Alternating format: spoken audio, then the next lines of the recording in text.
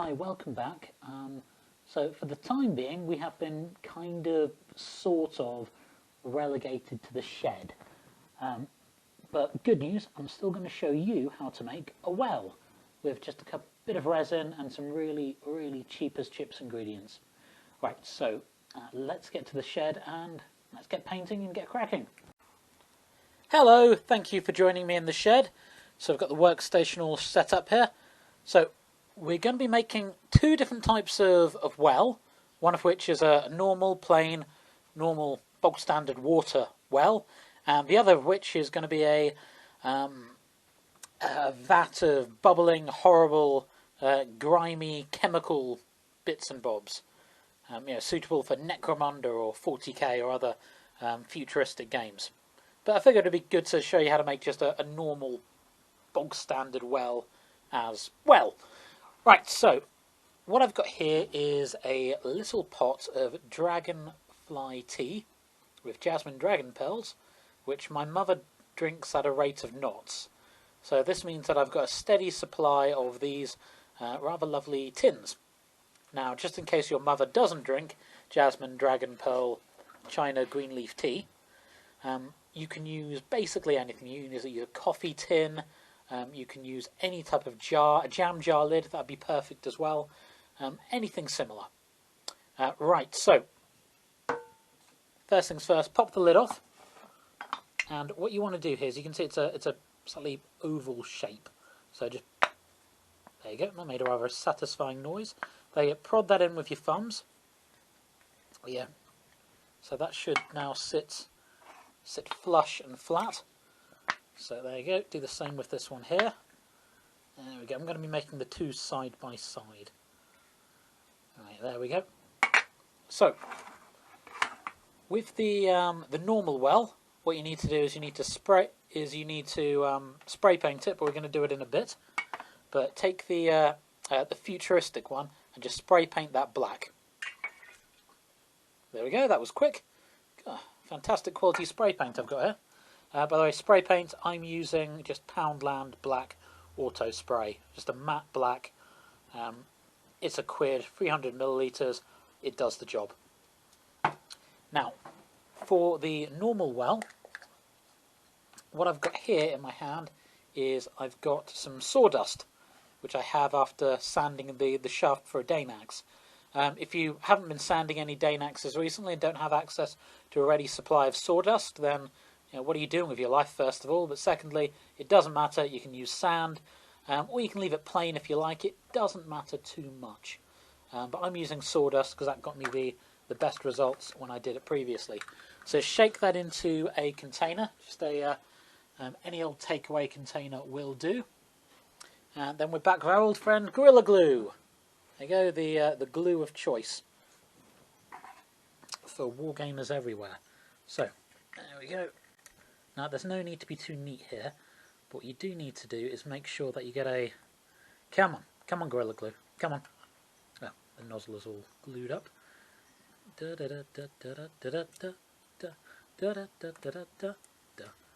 whoops, there we go. Never rains, but it pours. And then what you want to do is, don't be too neat about it. There's no need to be too precious, but you're basically looking to cover the whole of the edge in a good solid coating of glue. Yeah, make sure you get a really good coating there. Yeah, you don't need to be neat. It's like a good thick coating. Keep it moving so it doesn't drip off, and then just wheel it around like this. So what you end up with is a decent coating of sawdust all around the edges. Now, what you can add into here is you can add in pebbles, you can add in very, very small stones, gravel, anything that you want to add a little bit more texture here. Yeah, do feel free, but with this one, I'm keeping it really nice and simple for the demonstration, and I'm just going to be using sawdust. And you can see there, that's given a nice, really rough-looking surface there, like it's a rough stone well. Okay, right, so now we're going to leave that to dry. It is now dry, and after it's dried, what you need to do is you spray it with a kind of a tan colour. I've got here Army Painter tan. Yeah, it's a very nice kind of shade, and this is what it came out as. So, and after you've spray painted it all, you do a thick coat on the bottom of it of a kind of sky blue. I don't know if that's sky blue, but well, it's McCrag blue, but you know, what the hell. Some sort of blue just on the bottom here of the well. Now, this is going to help us later. Now, back to our far futuristic thingamabob here. So you can see that's just a nice matte black.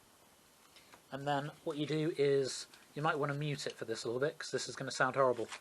Right, so with a piece of sandpaper, or emery board, or whatever you've got lying around really, you can use a file if you don't have sandpaper.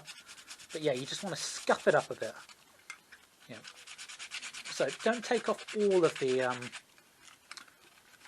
the black, but you want to take off, I'd probably say about half of it. Yeah, because this is going to be used for Necromunda, where it's the Underhive, nothing's new, everything's a bit grim and grimy, you know, and it's been holding toxic chemicals. So there we go. Let's just give that a little bit of a nice rub there. Yeah, again, if you hate this noise, and my wife absolutely hates the sound of sandpaper, I find it quite therapeutic, because I grew up doing woodwork with my dad in the garage, so I actually quite like the sound of sandpaper. Yeah, I find it quite soporific. Soporific? Is that a word that means you're falling? I think that's what the word means. There you go. Right, so it doesn't need to be perfect. Just rough it up a bit, so it looks like you've got something that's a little bit. Again, and then just around the. Don't forget the tops as well, and make sure that you've gone there, and you've got just a. There you go, and just so it looks a little bit kind of rough and ready around the edges there. If you've got any rust special effect paint, feel free to stick that on if you feel like it. If not, then don't. Right, so we're finished with the sawdust, so we'll put that to one side for another day. And the next bit that we do, which is the exciting bit, is we're going to start doing the resin mixing. So let's start with the normal well. Now, so I've got a couple of tubes here of extra strong block stuff. So it's just the stuff from Amazon, which is £2 for a packet of 2. So the lids are free, the paint cost is negligible, and the resin, you know, was £1 for per well that I'm making. So there we go. Right, now squeeze that out in there. Oops, got a bit of sawdust in there. Let's get that out. Now, don't be stingy. Just there you go. We're going to use an entire set of tubes per well here. There we go. Right, so that is the yellow bit. Now let's use the black bit. Again, I can never remember which is the harder and which is the putty, but it's pretty academic. Right. Either way, it's all going in. Now, squeeze that in there. And here's where we get a little bit clever. Well, I say a little bit clever, it's marginally clever, you know, it's not that clever. So you stir that together,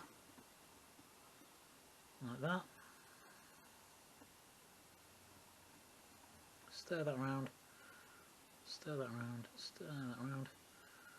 Right, so you stir that together till all of it is really nicely mixed up.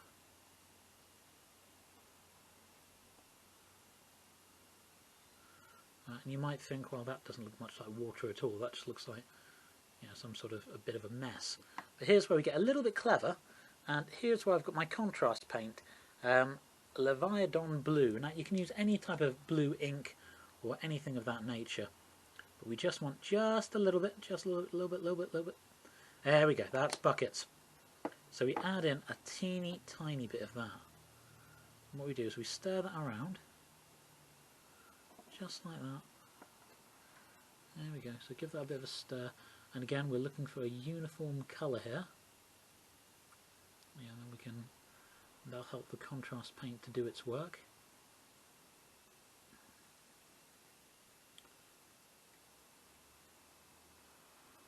so just give that a stir. A nice little stir. There you go, you thought you were just coming for a quick wargaming terrain making demonstration, but you get sound effects as well. What more do you want? Right, so that's nice and stirred up, and that is beginning to glisten and look a bit more like water. To be honest, it's looking like, you know, deep water from a well. Okay, so we are going to leave that to dry. Right, so put that over there, leave that to dry. Now, the next thing that we're going to do is we're going to do our futuristic looking container of bubbling liquid and mysterious warm liquid goo.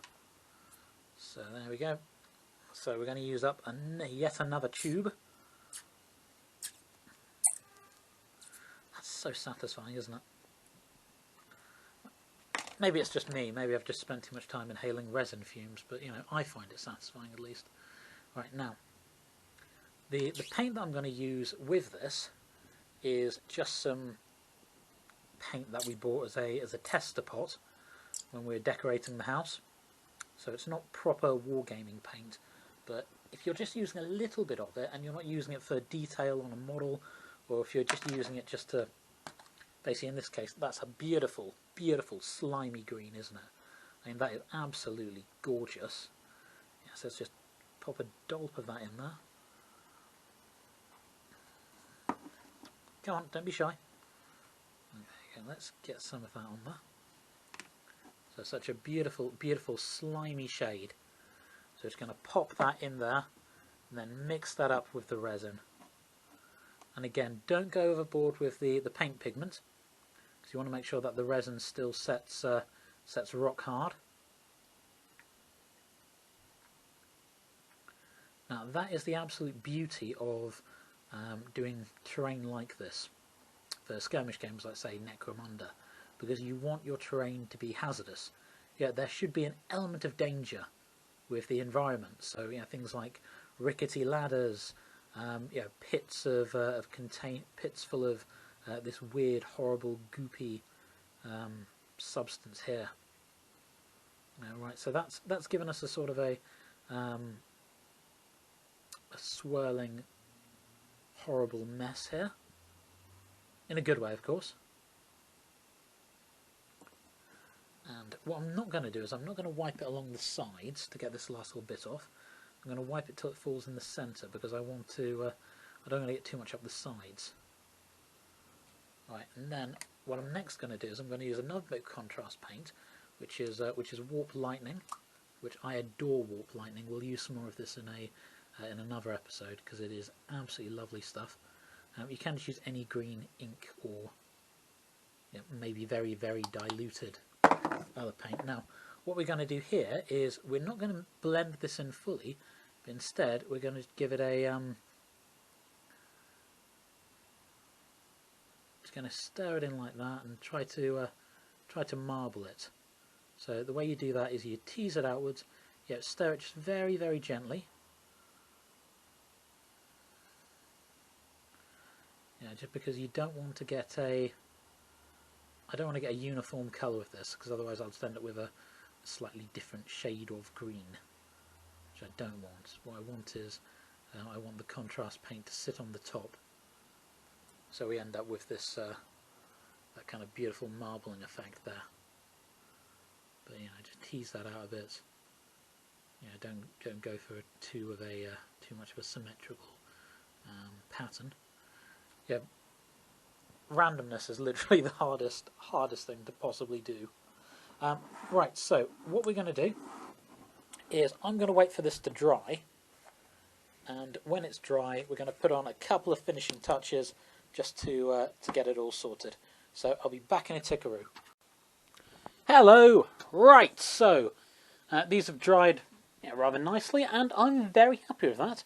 That looks like some sort of horrible, scummy boiling acid. You can see we've got some nice bubbles in there, which is pretty good, and the contrast paint is swirled in very nicely. The normal well is that's okay. It's dried. It's got that kind of shimmer of water.